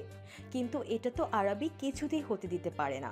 চাকরি না হলে নেই, ও টিউশনি করাবে, দরকার পড়লে ভাইয়াকে বলবে ও যে কোচিং সেন্টারে পড়ায় সেখানে ওকে স্টুডেন্ট পড়ানোর সুযোগ করে দিতে। তারপরেও এইভাবে হাত গুটিয়ে বসে থাকবে না আরাবি। ফাহিমের সাথে সমান তালে এই সংসারের জন্য খাটবেও। আরাবির চিন্তার মাঝেই ফাহিমের কণ্ঠস্বর শোনা যায়। সে চিল্লিয়ে ডাকছে। আরাবি স্বাভাবিক হলো, বারান্দা দিয়ে ঠান্ডা কফিটুকু ফেলে দিল। তারপর আয়নায় নিজেকে একবার দেখে নিল। না, তাকে হাসি খুশি থাকতে হবে, কারণ ওর মন খারাপ যে কেউ সহ্য করতে পারে না। আরাবি বসার ঘরে চলে এলো, গিয়ে দেখে ফাহিম বাবা আর মাকে রসগোল্লা খাওয়াচ্ছে। বিষয়টা বুঝলো না আরাবি, বলতে চাইলো, ভাইয়া কি হয়েছে? তুমি? আরাবি কথা সম্পূর্ণ করতে পারল না। তার আগেই ফাহিম আরাবির মুখে একটা রসগোল্লা ঠুসে দিল। আরাবির চোখ বড় বড় করে ফেলল। ওর ভাই যে এমন একটা কাণ্ড করবে ভাবতে পারেনি আরবি। এদিকে ফাহিম, জিহাদ সাহেব, লিপি বেগম আরাবিকে দেখে হেসে কুটি। আরাবি রসগোল্লাটা দ্রুত চিবিয়ে গিলে ফেলল। তারপর বলল, ভাইয়া আমাকে কথাটা তো সম্পূর্ণ করতে দেবে আমাকে। আর এই রসগোল্লা এগুলো কিসের জন্য? আর বাবাকে তুমি মিষ্টি খাচ্ছে কেন? তার সমস্যা হয়, বোঝো না? ফাহিম রসগোল্লার হাঁড়িটা টেবিলে রাখলো। হাসি হাসি মুখে এসে এক পাশ থেকে আরাবিকে জড়িয়ে ধরে বলে, একটা রসগোল্লা খেলে কিচ্ছু হবে না। আর এই রসগোল্লা এনেছি কারণ আমি তোলরাম কলেজে শিক্ষকতার চাকরি পেয়ে গিয়েছি, আগামী সপ্তাহে জয়েনিং। এত বড় একটা খুশির খবর শুনে আরাবি খুশিতে চিৎকার করে উঠল। তারপর শক্ত করে জড়িয়ে ধরল ফাহিমকে। মেয়েটার চোখে পানি চলে এসেছে। ফাহিমকেও আরাবিকে জড়িয়ে ধরে স্নেহের সাথে মাথায় হাত বুলিয়ে দিল। কিছুক্ষণ বাদে আরাবিকে সরিয়ে দেখে ওর চোখে পানি। ফাহিম মৃদু হাসলো। সে জানে তার বোনটা অনেক ইমোশনাল। ফাহিম যত্ন সহকারে বোনের চোখের পানি মুছে দিল, বলল, পাগলি কাঁদছিস কেন? আরাবি হেসে বলল, এত বড় একটা খুশির খবর শুনে চোখে পানি চলে এসছে। বোকা একটা। ফাহিম আরাবির মাথায় আস্তে করে একটা টোকা মারল। তারপর কিছু একটা মনে পড়তেই আরাবিকে প্রশ্ন করে, শাকত ইন্ডাস্ট্রিতে আজ ইন্টারভিউ কেমন হলো আরও? এই প্রশ্নটারই ভয় পাচ্ছিল আরাবি। এখন কিভাবে জবাব দিবে আরাবি? আরাবির শুকনো ঢোক গিলল, আমতা আমতা করে বলে উঠল, আসলে ভাইয়া আজ রাস্তায় এত জ্যাম ছিল, তোমাকে বলে বোঝাতে পারবো না। 1.5 ঘন্টা আগে বেরিয়েছি তোমার কথা মতো, কিন্তু ঢাকা শহরে যে এত জ্যাম হয় জানা ছিল না। আমি যখন সেখানে পৌঁছালাম তখন অলরেডি ইন্টারভিউ নেওয়া শেষ হয়ে গিয়েছিল। বলতে বলতে মনটা বিষণ্ণতায় ছেয়ে গেল আরাবির। আর মাঝখানে ওই দুর্ঘটনা আর এই লোকটার কথা এড়িয়ে গেল আরাবি, কারণ এটা বললে বাবা মা ফাহিম সবাই চিন্তা করবে ওর জন্য। তাই না বলাই ভালো মনে করলো আরাবি। ফাহিম আলতো হেসে আরাবির মাথায় আদরে হাত বলিয়ে দিতে দিতে বলে, থাক, এইসব নিয়ে আর মন খারাপ করতে হবে না তোর। একটাতেই ইন্টারভিউ দিতে পারিসনি তো কি হয়েছে? বাকিগুলো তো ঠিকঠাক হয়েছে সব কিছু, চিন্তা করিস না। ব্যাস এই একটা কথাই শোনার অপেক্ষায় ছিল আরাবি। মন থেকে সব দুশ্চিন্তা আর মন খারাপের রেশ এক নিমিষে গায়েব হয়ে গেল। আনন্দে ভরে উঠল মন। আসলেই তো এখন মন খারাপ করে থাকা একদম চলবে না। ওর ভাই চাকরি পেয়েছে, এখন তো পরিবারের সাথে আনন্দ করার সময়। এসব ভেবে মিষ্টি করে হাসলো আরাবি। সমস্যা কি তোর? আমার কথা কানে যায় না তোর? আমার যে এক কথা বারবার রিপিট করা ভালো লাগে না সেটা জানিস না তুই? দাঁতে দাঁত চেপে নূরকে ধমকে উঠলেন মিসেস সোহানা সাখাওয়াত। নূর হলো জায়ানের ছোট বোন। মিসেস সোহানা সাখাওয়াত ফের বলেন, আহাদ ফোন করলে সাথে সাথে ওর ফোন রিসিভ করবি। কতবার এই কথা তোকে বলতে হবে আমায়? নূর কান্নারত কণ্ঠে বলে। নূরের মুখে এই কথা শুনে মিসেস সোহানা সাখাওয়াত নূরের মুখটা শক্ত করে চেপে ধরলেন। রাগী গলায় বললেন, ভালো লাগে না মানে? কেন ভালো লাগে না? বাইরে কি কোনো নাগর জুটিয়েছিস নাকি? যদি এসব করে থাকিস আমি আগেই ওয়ার্নিং দিয়ে দিচ্ছি, সবকিছু বাদ দিয়ে দে। আহাদের সাথেই তোর বিয়ে হবে। ভেবেছিলাম তোর অনার্স কমপ্লিট হলে বিয়েটা দেব, কিন্তু তুই যে রং তামাশা শুরু করেছিস, অনার্স ফার্স্ট ইয়ারে ফাইনাল এক্সাম শেষ হলেই তোর আর আহাদের বিয়েটা দিয়ে দেব। নূরকে এক প্রকার বিছানায় ছুঁড়ে মারল মিসেস সোহানা সাখাওয়াত। নূর সেভাবে পড়েই কাঁদতে লাগলো। মিসেস সোহানা চলে যেতে গিয়েও থেমে গেলেন। নূরের কাছে এসে ভয়ঙ্কর এক হাসি দিয়ে বললেন, এই কথা জায়ান আর তোর বাবার কানে যেন না যায়, তাহলে ভালো হবে না কিন্তু নূর। আর তাছাড়া তাদের এসব বিষয়ে জানালে আমারও তেমন কোনো আপত্তি নেই। আমিও তাদের বলবো তাদের বাড়ির মেয়ে এঙ্গেজড হওয়া সত্ত্বেও বাহিরে নাগর জুটিয়ে ঘুরে বেড়ায়। হন হন করে চলে গেলেন মিসেস সোহানা সাখাওয়াত। এদিকে নূর বালিশে মুখ গুজে চিৎকার করে কেঁদে উঠল। তার যে আর এসব সহ্য হচ্ছে না। ও একটু শান্তিপূর্ণভাবে বাঁচতে চায়, নিজের মতো করে সব করতে চায়, কিন্তু তা যে হবার নয়। কেন এমন হলো ওর সাথে? কেন ওর এই যন্ত্রণাটুকু ওর ভাই আর বাবাকে চাইলেও বলতে পারে না? নিজের ভালোবাসার মানুষটাকে আপন করে পাবার দুঃসাহস করতে পারে না। আর যে পারছে না ও, এইবার মরলেই কি শান্তি পাবে? কাঁদতে লাগলো নূর। অফিস থেকে মাত্রই বাসায় ফিরল জায়ান। এসেই সোজা উপরে নিজের রুমে যাওয়ার জন্য পা বাড়ালো, কিন্তু দোতলায় ওঠার সময় সিঁড়ির দ্বারগোড়ায় দেখা হয়ে গেল মিসেস সোহানা সাখাওয়াতের সাথে। তিনি নূরের রুম থেকে বের হয়ে নিচে নামছিলেন। জায়ানের দিকে তাকাতেই তার চোখ কপালে উঠে যায়। জায়ানের কপালে ব্যান্ডেজ দেখে অস্থির হয়ে বলে উঠলেন, বাবা, এটা কিভাবে হলো? কার এমন সাহস হলো? জায়ান বাবা, খুব লেগেছে বাবা? কতখানি কেটেছে বাবা? ব্যথা করছে? এই রিনি, মিলি, ডাক্তারকে ফোন কর। ইপ্তি কোথায়? ও আসেনি? ও কোথায় আছে? আজ অফিসে এমনিতে অনেক চিল্লাপাল্লা করেছে জায়ান, সেই কারণে গলাটাও ব্যথা করছে। কাজে মনোযোগ দিতে পারেনি একদম। বারবার ওই মেয়েটার চেহারা ভেসে ওঠে চোখের সামনে। কি হচ্ছে এসব ওর সাথে? কেন হচ্ছে সেটা বুঝতে পারছে না জায়ান। তাই তো নিজের রাগ অন্যের উপর ঝেড়েছে। জায়ান বিরক্ত গলায় বলেন, mom, I am very tired now, let's talk about this tomorrow. আর ইফতি ওর বন্ধুদের সাথে আড্ডা দিতে গিয়েছে। বেচারা আজ সারাদিন অনেক কাজ করেছি, একটু রিফ্রেশমেন্টের দরকার। আচ্ছা বাবা, যাও রুমে গিয়ে ফ্রেশ হয়ে নাও। আমি সুমনকে দিয়ে খাবার পাঠিয়ে দেব তোমার রুমে। হুম। জায়ান চলে গেল নিজের রুমে। রুমে আসতেই গায়ের কোটটা খুলে লন্ড্রি বাস্কেটে ছুঁড়ে মারল। তারপর শার্টের বুক পকেটে হাত দিল। সেখান থেকে একটা রুমাল বের করলো। রুমালের ভাঁজটা খুলল জায়ান, যেখানে একটা নেতিয়ে যাওয়া কাঠগোলাপ ফুল। এটা সেই ফুল যেটা আরাবির চুলের মাঝে এসে ঝরে পড়েছিল। জায়ান খুব কৌশলে ফুলটা নিয়েছিল আরাবির চুল থেকে। মেয়েটা বিন্দুমাত্র টের পায়নি। জায়ান বুক সেলফের কাছে এগিয়ে গেল। সেখান থেকে ও ডায়েরিটা হাতে নিল। ফুলটা ডায়েরির ভাঁজে রাখতে রাখতে জায়ান ধীর আওয়াজে বলে উঠল, জানি না তুমি কে, তোমার নাম কি, আর আমি বা কেন এই ফুলটাকে এনে এইভাবে যত্ন করে রাখছি। শুধু এটুকু জানি, এই কাঠগোলাপটা যদি না নিয়ে আসতাম তো অনেক বড় কিছু হারাতাম আমি। জানি না মেয়ে, কিন্তু তোমাকে ঠিক এই স্নিগ্ধ কাঠগোলাপ ফুলটার মতোই স্নিগ্ধ লেগেছিল। কথাগুলো বলে জায়ান কাঠগোলাপটা ওর ডায়েরির ভাঁজে যত্ন করে রেখে দিল। গভীর তঞ্জয় আচ্ছন্ন আরাবি। গতকাল অনেক রাত করে ঘুমিয়েছে ওদের বাড়ির সবাই। অনেকদিন পর একসাথে মাঝরাত পর্যন্ত মুভি দেখেছে। আগে প্রায় দেখতো, কিন্তু যখন থেকে জিহাদ সাহেব অসুস্থ হলেন এরপর থেকে রাত জাগা ছেড়ে দিলেন সবাই। কারণ বেশি রাত জাগা জিহাদ সাহেবের শরীরের জন্য ভালো না, তাই বাড়ির কেউই আর বেশি রাত পর্যন্ত জেগে থাকতো না। গতকাল রাতে অনেক দিন পর এভাবে আনন্দময় মুহূর্ত কাটতে পেরে আরাবির যেন খুশির সীমানা ছিল না। প্রায় রাত 3টার দিকে ঘুমিয়েছে, ফের আবার ফজরের নামাজ আদায় করে আবার ঘুমিয়েছে। এখন বাজে সকাল 7:47। এমন সময় আরাবির ঘর কাঁপিয়ে বেজে উঠল ওর মোবাইল ফোন। আকস্মিক এমন হওয়ায় ভয়ে লাফ দিয়ে ওঠে আরাবি। চোখে এখনও রাজ্যের ঘুমোর, কিন্তু হঠাৎ এভাবে ফোনটা বেজে ওঠায় যেন মেয়েটার আত্মা লাফিয়ে উঠেছে। ফোনটা একবার বেজে বন্ধ হয়ে পুনরায় আবার বেজে উঠল। নিজেকে সামনে নিয়ে আরাবি এইবার ফোনটা হাতে নিল। দেখে আননোন নাম্বার।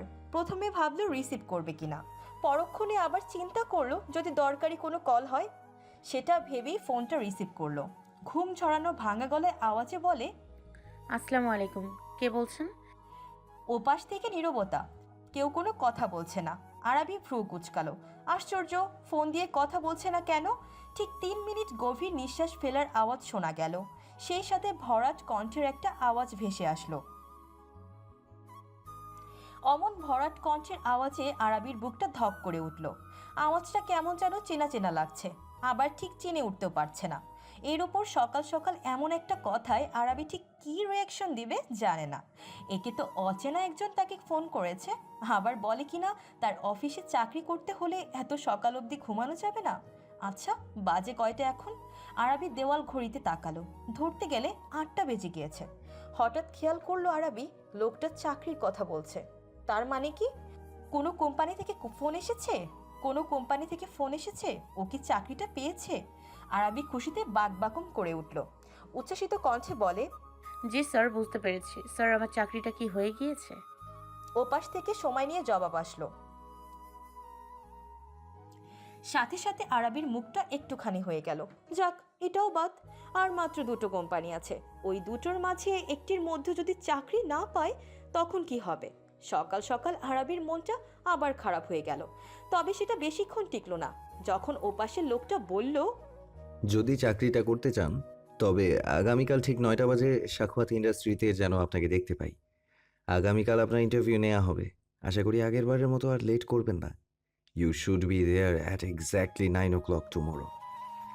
কথাগুলো বলার সাথে সাথেই ফোনটা কেটে দিল। এদিকে আরাবি ফোনটা এখনো কানে লাগিয়ে বসে আছে। আকস্মিক ওর সাথে কি হলো ব্যাপারটা বুঝতে পারছে না মেয়েটা। যখন বিষয়টা পুরোপুরি মাথায় ঢুকলো, আরাবি ফোনটা কান থেকে নামিয়ে চওড়া একটা হাসি দিল, ঠোঁট জুড়ে মন মাতানো স্নিগ্ধ হাসি। কাজ করতে করতে হাঁপিয়ে উঠেছে ইফতি। পুরো নাম ইমতিয়াজ ইফতি শাখাওয়াত। মিহান শাখাওয়াত এবং মিসেস মিলি শাখাওয়াতের একমাত্র ছেলে ইফতি। বাবা মায়ের একমাত্র সন্তান হওয়ায় বেশ আদরের সে তাদের কাছে। এই যে তার মা তাকে এই নিয়ে কতগুলো ফোন করে ফেলেছে, বারবার বলছে খাবার খেয়ে নিতে, কিন্তু ইফতি খাবার সময়টা পাবে কোথায়? মাত্রই তো কমাস হলো অফিসে জয়েন করেছে সে। বাবা, বড় আব্বু আর বড় ভাই যেভাবে অফিস সামলায় সেভাবে ও পারে না, তাই তো এইভাবে একাধারে কাজ করে যাচ্ছে ছেলেটা। ওর বাবা, ওর বড় আব্বু আর ওর জায়ান ভাই যেভাবে অফিসের সব কাজ অনায়াসে সামলে নেয়, ঠিক সেরকম বানাতে চাইছে নিজেকে। অবশ্য কেউ ওকে এটা করার জন্য প্রেশার দেয় না, ও নিজ ইচ্ছেতেই করে। কিন্তু আজ কেমন যেন ভালো লাগছে না ওর। না, এভাবে বসে থাকলে হবে না, এখন থেকে মুড ভালো করতে হবে। আর মুড ভালো করার একটাই উপায়, আর তা হলো মিস আলিফা। ইফতি দুষ্ট হাসি দিল, তারপর বেরিয়ে গেল নিজ কেবিন থেকে। সোজা চলে গেল আলিফার ডেস্কে। মাত্র লাঞ্চ করেছে আলিফা। পুরো নাম আলিফা দেওয়ান, আতিক দেওয়ান এবং মিসেস সামিনা দেওয়ানের ছোট সন্তান। ওরা 2 ভাই বোন। এদিকে মাত্র লাঞ্চ করেছে আলিফা, ভাবলো একটু জিরিয়ে নিয়ে আবার কাজ করবে, কিন্তু ওর ভাবনায় 1 বালতি জল ঢালতে এসে হাজির হলো ইফতি। এসে গলা খাকারি দিল। আলিফা চমকে তাকালো। পরক্ষণে ইফতিকে নিয়ে নাক মুখ কুচকে ফেলল। এই বদমাইশ লোকটা আবার বসেছে তাকে জ্বালাতে। যবে থেকে এই বজ্জাত লোকটা অফিসে জয়েন করেছে তবে থেকে ওকে জ্বালিয়ে মারছে, একদণ্ড শান্তিতে থাকতে দেয় না। এদিকে ইফতি বেশ ভাবসাব নিল, বলে উঠল, মিস আলিফা, তুমি আমাকে দেখে এইভাবে নাক মুখ কুচকালে কেন? বসকে দেখে কি কেউ এমন ব্যবহার করে? আলিফা নিজের মুখ ভঙ্গি ঠিকঠাক করলো অনেক কষ্টে। কিন্তু ভেতরে ভেতরে ইফতিকে গালিগালাজ করে ঝাঁঝরা করে দিচ্ছে। আলিফা ঠোঁটে জোরপূর্বক হাসি টেনে বলল, না স্যার, কি বলছেন এইসব? আমি কখন আমার নাক কুচকালাম? তার মানে তুমি বলছো আমি মিথ্যে বলছি? না স্যার, তা কখন বললাম? ভুলে যেও না মেয়ে, আমি তোমার বস আর তুমি আমার পিএ। এখন যাও, সুন্দর করে আমার জন্য 1 কাপ কফি বানিয়ে নিয়ে আসো। আলিফা ধরাম করে উঠে দাঁড়ালো। কোথায় ভাবলো একটু বিশ্রাম নেবে, আর কোথায় এখন এই ছাগলটার জন্য কফি বানাতে যেতে হবে। রেগে আলিফা ধুমধাম করে চলে গেল কফি বানানোর জন্য। সাথে ইফতিকে বকাঝকা করা কিন্তু 1 মিনিটের জন্য কমেনি। এদিকে আলিফা যেতেই ইফতি হাসতে লাগলো। হ্যাঁ, এখন অনেক ভালো লাগছে। মেয়েটাকে বিরক্ত করতে ওর বেশ ভালোই লাগে। সে জানে আলিফা এতে অনেক রেগে যায়, আর ও চায় যে আলিফা রাগুক, কারণ রাগলে মেয়েটাকে সুন্দর লাগে। আর এই রাগ তো মুখশ্রী দেখতেই ইফতির ভালো লাগে। যখন অফিস প্রথম আসে ইফতি, তখন প্রথম দিনে লিফটে প্রবেশ করার সময় ধাক্কা খায় আলিফার সাথে। আলিফা তখন জানতো না যে ইফতি এই অফিসের মালিকের ভাইপো। ইফতি আর আলিফার মাঝে তুমুল ঝগড়া লেগে যায়, কেউ কারো থেকে কম না একদম। পরে বাধ্য হয়ে নিহান সাহেব নিজে এসে ওদের ঝগড়া থামিয়েছিল। নিহান সাহেব ইফতিকে সরি বলতে বলে, আর ইফতি তো নিজের বড় আব্বুর কথা ফেলতে পারে না, তাই আলিফাকে সরি বলে দেয়। কিন্তু আলিফা তো এদিকে শকড। ইফতি যে নিহান সাহেবের ভাইপো এটা জানার পর যেন বেচারি 440 ভোল্টের ঝটকা খেয়েছিল। ভেবেছিল আজ হয়তো ওর চাকরি শেষ, কিন্তু না, তেমনটা হয়নি। কিন্তু আবার এর থেকেও কম বাজে হয়নি। ইফতির এর পরের দিন থেকে বড় আব্বুকে বলে আলিফাকে নিজের পিএ হিসেবে নিয়োগ দেয়, যাতে ওই দিনের ঝগড়ার প্রতিশোধ নিতে পারে। প্রথম বেজায় বিরক্ত করেছে আলিফাকে, জ্বালিয়েছে অনেক। কবে যে ইফতির মনে আলিফার মনে অনুভূতি সৃষ্টি হয়ে যায় নিজেই বুঝতে পারে না ইফতি। আর যখন বুঝলো তখন আর কি করার, নিজ মনের উপর তো আর কারো জোর নেই। সেই থেকে ইফতি আলিফার সাথে আঠার মতো লেগে থাকে আর ওকে বিরক্ত করে। আর মেয়েটা রেগে আলো হয়ে থাকে, ওকে ভকাঝকা করতেই থাকে। নিজ অফিস রুমে এদিক ওদিক পায়চারি করছে জায়ান। কি যে হলো ওর নিজেই বুঝতে পারছে না। নিজের উপরে বেজায় রাগ উঠছে, কাজে একদম মন লাগতে পারছে না। গতকাল থেকে ওর মন মস্তিষ্কে শুধু ওই মেয়েটাই ভেসে বেড়াচ্ছে। একদণ্ড কাজ করে শান্তি লাগছে না। কাজে গাফিলতি একদম পছন্দ করে না জায়ান। আর আজ সকালে মেয়েটার ওই ঘুম জড়ানো কণ্ঠস্বরটা যখন শুনলো, তখন যেন নিজের স্পন্দনটাই থেমে গিয়েছিল, শরীরে লোম দাঁড়িয়ে গিয়েছিল। কি যেন একটা প্রখর অনুভূতি একদম আষ্টে পৃষ্ঠে জড়িয়ে ধরে রেখেছে জায়ানকে। কেন এসব হচ্ছে, ওই প্রশ্নটার উত্তর কিছুতে মিলাতে পারছে না ও। তাই তো নিজের এই অদ্ভুত কাণ্ডে রাগে সব ধ্বংস করে দিতে ইচ্ছে করছে। জায়ান ওর টেবিলে রাখা ফুলদানিটা সজোরে ছুঁড়ে মারল। রাগে দাঁত খিচিয়ে বলে উঠল, This damn feeling is driving me crazy. Who are you, girl? Why are you wandering in my mind like this? I want the answer. I want it. না, এভাবে আর চলবে না। এখন ওর সব প্রশ্নের উত্তর শুধু একজনকে দিতে পারবে, আর সেটা আর কেউ না, ওর বাবা নিহান শাখাওয়াত ছাড়া। নিহান সাহেব গতকাল থেকেই বেশ রেগে আছে। নিহান সাহেব গতকাল থেকেই বেশ লক্ষ্য করছেন ছেলে তার খুব অস্থির হয়ে থাকে। কী নিয়ে যেন শুধু চিন্তা করে। যে ছেলে তার কাজে গাফিলতি পছন্দ করে না, সে ছেলে গতকাল থেকে ঠিকঠাক কাজে মন বসাতে পারছে না। মিটিং রুমেও 2-1 অন্য মনস্ক হয়ে পড়েছিল। হঠাৎ কি হলো ছেলেটার? বাবা তো তিনি, তাই সন্তানের জন্য চিন্তা হয়। অফিস থেকে সবাই ফিরেছেন, ফ্রেশ হয়ে খাওয়া দাওয়া করে সবাই এখন নিজেদের রুমে বিশ্রাম নিচ্ছেন। এমন সময় নিহান সাহেব নিজ হাতে 2 কাপ কফি বানিয়ে নিলেন। তারপর পা বাড়ালেন ছাদের উদ্দেশ্যে, কারণ তিনি জানেন ছেলে তার দুশ্চিন্তায় থাকলে ছাদে একাকী সময় কাটাতে পছন্দ করে গভীর রাত পর্যন্ত। নিহান সাহেব ছাদে গিয়ে দেখেন তিনি যা আন্দাজ করেছেন তা কানায় কানায় সঠিক। জায়ান ছাদি আছে, সাদা ট্রাউজারের সাথে ধূসর রঙের টি শার্টে বেশ সুদর্শন লাগছে জায়ানকে। চাঁদের আলো ছেলেটার গায়ে এসে হুটোপুটি খাচ্ছে, এতে যেন জায়ানকে আরও আকর্ষণীয় লাগছে। মাঝে মাঝে নিহান সাহেবের ইচ্ছে করে জায়ানের দিকে এক দৃষ্টিতে তাকিয়ে থাকতে। ছেলেটা তার অবিকল ওর মায়ের মতো হয়েছে, স্বভাব চরিত্র অনেকটা মায়ের মতো। নিজের ছেলের মাঝে স্ত্রীর প্রতিচ্ছবি খুঁজে পান তিনি। নিজের ভাবনায় মৃদু হাসলেন নিহান সাহেব। তারপর সোজা গিয়ে জায়ানের সামনে গিয়ে দাঁড়ালেন। নিহান সাহেব এসেছেন তা বোধ হয় টের পেয়েছেন জায়ান, তাই তো ওনার দিকে না তাকিয়ে জায়ান বলে, এত রাত অবধি জেগে কেন আছো আব্বু? তুমি জেগে আছো কেন? পাল্টা প্রশ্ন করলেন নিহান সাহেব। তারপর একটা কফির কাপ এগিয়ে দিল জায়ানের দিকে। জায়ান কফিটা হাতে নিয়ে এক চুমুক পান করলো। বাবার হাতে কফিটা বরাবরই খুব পছন্দ জায়ানের, এ যেন অমৃত মনে হয়। কফির কাপটা ছাদের রেলিংয়ে রেখে জায়ান গম্ভীর কণ্ঠে বলে ওঠে, আমি হঠাৎ করে কেমন যেন নিজেকে গুলিয়ে ফেলছি আব্বু।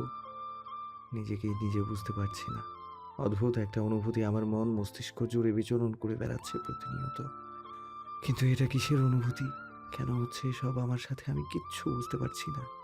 গতকাল হঠাৎ একটা অনাকাঙ্ক্ষিত ঘটনা যে এভাবে আমার পুরো সত্তাকে এলোমেলো করে দেবে আমি ভাবতেও পারিনি। নিহান সাহেব ছেলের এমন অগাছালো কথায় ভড়কে গেলেন। হঠাৎ কি হলো ছেলের, তার এতটা অস্থির আর চিন্তিত লাগছে জায়ানকে, তিনি কোনোদিনও দেখেননি এমন। নিহান সাহেব চিন্তিত স্বরে বলে ওঠেন, কি হয়েছে? আমাকে সবটা পুরোপুরিভাবে বিস্তারিতভাবে খুলে না বললে বুঝবো কিভাবে? জায়ান একটা দীর্ঘ নিঃশ্বাস ফেলল। এখন ওর বাবাই একমাত্র উপায় যার কাছে এই অজানা প্রশ্নগুলোর উত্তর খুঁজে পাবে। জায়ান ধীরে ধীরে গতকালকের ওই মেয়ের সাথে ঘটে যাওয়া অনাকাঙ্ক্ষিত ঘটনাটুকু খুলে বলল। এরপর থেকে ওর মন মস্তিষ্কে এই মেয়েটার আনাগোনা সেটাও বলল। সবটা শুনে নিহান সাহেব অবিশ্বাস্য চাহনিতে তাকিয়ে আছেন জায়ানের দিকে। ছেলের মুখে যে এমন কথা শুনতে হবে তার, এটা কোনোদিনও ভাবেননি তিনি। চোখ বড় বড় করে জায়ানের পা থেকে মাথা পর্যন্ত পর্যবেক্ষণ করলেন তিনি। পরপর হঠাৎ করে উচ্চস্বরে হেসে উঠলেন। আকস্মিক বাবার এমন হাসিতে জায়ান চমকে উঠল। ভ্রু কুঁচকে তাকালো নিহান সাহেবের দিকে। আশ্চর্য, তিনি এভাবে হাসছেন কেন? জায়ান বিরক্ত হলো বেশ, বলে উঠল, what kind of behaviour is this আব্বু? আমি এদিকে চিন্তায় পাগল হয়ে যাচ্ছি and you are kidding me. Nihan সাহেব কিছুতেই নিজের হাসি থামাতে পারছেন না। এদিকে জায়ান তো নিজের বাবার এমন অহেতুক হাসিতে মহাবিরক্ত। ভ্রু কুঁচকে ফের বলল, থামবে তুমি? কি শুরু করলে? আমার রাগ লাগছে আব্বু। আমি তোমার কাছে সাজেশন চেয়েছি, উল্টো তুমি এইভাবে পাগলের মতো হাসছো। নিহান সাহেব বুঝলেন ছেলে তার বেজায় খেপে যাচ্ছে, আর হাসা যাবে না, তাহলে রেগে না আবার তার সাথে কথা বলা বন্ধ করে দেয়। নিহান সাহেব অনেক কষ্টে নিজের হাসি থামালেন, নিজেকে সামলে মুচকি হেসে বললেন, ছেলে যে তার বাবার মতোই একই পথে হাঁটবে তা আর আমার আগে বোঝা উচিত ছিল, কিন্তু আমি বুঝতে পারিনি। তবে পরিশেষে দেখা যায় আমরা একই ঘাটের মাঝি। জায়ান পূর্ণ দৃষ্টিতে ওর বাবার দিকে তাকালো। তার কথাগুলো ঠিক আয়ত্ত করতে পারল না ও। জিজ্ঞাসা করলো, মানে বুঝলাম না বাবা। আর এসব হেয়ালিপনা না করে সরাসরিভাবে সবটা বুঝিয়ে বলো আমাকে। তুমি প্রেমে পড়েছো জায়ান। প্রথম দেখাতেই মেয়েটাকে নিজের অজান্তেই মনের মাঝে জায়গা দিয়ে ফেলেছো, যাকে ইংরেজিতে বলে লাভ এট ফার্স্ট সাইট। নিহান সাহেবের মুখে এমন অপ্রত্যাশিত কথা শুনে চমকে উঠল জায়ান। অবিশ্বাস্য নজরে তাকালো বাবার দিকে। পরপর চেঁচিয়ে উঠে উচ্চস্বরে, what kind of nonsense are you talking about আব্বু? How is this possible? Are you in the right mind? আমার মাথা ঠিকই আছে, ঠিক নেই তোমারটা। কথাটা বলে নিহান সাহেব রেলিংয়ের উপর দু হাত রাখলেন। ওই তো দেখা যাচ্ছে আকাশের জলজল করতে থাকা সবচেয়ে উজ্জ্বল তারাটা। এটাই তো তার প্রিয়তমা।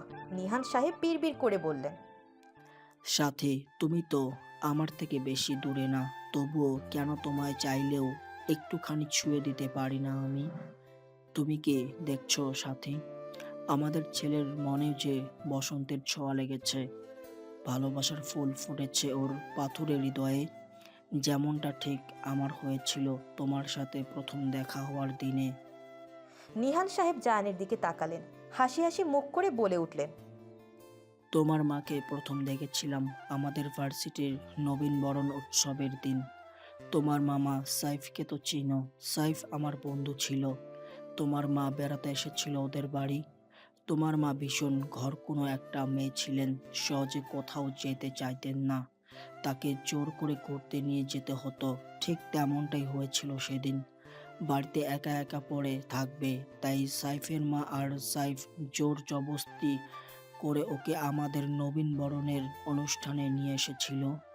সাইফ যখন তোমার মাকে নিয়ে এসে আমাদের বন্ধু মহলের সাথে পরিচয় করে দিচ্ছিল, ঠিক তখনই ওই এক দেখাতেই ভালোবেসে ফেলি আমি তোমার মাকে। সারাদিন রাত তোমার মায়ের চেহারা ভেসে বেড়াতো আমার মন মস্তিষ্কে জুড়ে। ঠিক যেমনটা তোমার সাথে হচ্ছে। আমি পাগল প্রায় হয়ে গেলাম, অস্থির হয়ে উঠলাম তোমার মাকে এক পলক দেখার জন্য। সহ্য করতে না পেরে ছুটে গেলাম সাইফদের বাড়ি, কিন্তু গিয়ে শুনতে পাই তোমার মা নাকি চলে গেছেন নিজেদের বাড়িতে। ওকে নাকি পাত্রপক্ষ দেখতে আসবে। খুব সম্ভবত বাগদানও সম্পূর্ণকরণ হয়ে যাবে। এটা শুনে আমি বুকের ভিতর কেমন যেন পূর্ণতা অনুভব করলাম। এই একটা বাক্য যেন হাহাকার সৃষ্টি করে দিল আমার বুকে। আমি বুঝলাম ওই মেয়েটাকে ছাড়া একদণ্ড থাকাও আমার জন্য সম্ভব না। ওকে হারিয়ে ফেললে যেন নিজেকে হারিয়ে ফেলবো আমি। উপায় না পেয়ে সাইফকে সবটা খুলে বললাম। ও শুনে খুব খুশি হলো, কারণ ও তো জানে ছেলে হিসেবে আমি খারাপ না।